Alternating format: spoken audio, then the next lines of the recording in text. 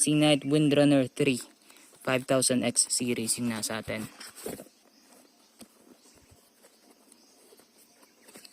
So dito meron siyang specs, yung mga parts ng reel.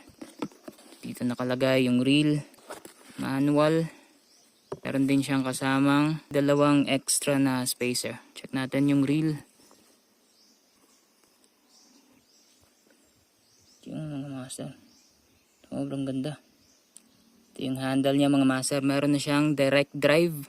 Screw in mo na lang siya. Tapos ikutin mo hanggang sa mag-lock siya mga master. Interchangeable din yan mga master.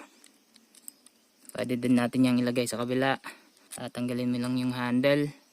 Tapos itong cap. Yan. Pag-usapan naman natin yung specs ng reel na to mga master.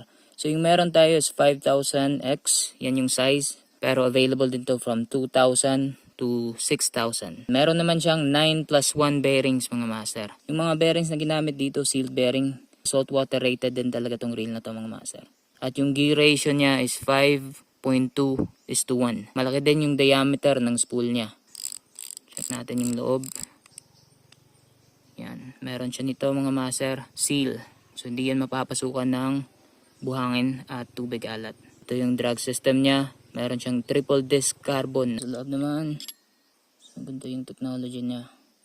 So meron ditong information kung gaano kahaba yung line na pwede mong ilagay. So for nylon, 16 pounds na nylon, 270 meters. Yung pwede. O yung kasya. So 20 pounds naman na nylon, 200 meters yung kasya. Dito naman tayo mas specific. Halimbawa, yung diameter ng line mo is 0.32. Pwede mong malagay na line is up to 250 meters. Kung 0.37 millimeters naman, yung pwede o yung kasya is 185 meters. Max drag nitong 5000 series is up to 10 kilograms. And yung 2000 to 4000 series naman is up to 8 kilograms. Yung papares natin dito na rod is yung ating C-Night Kraken 2.4 meters na medium heavy power.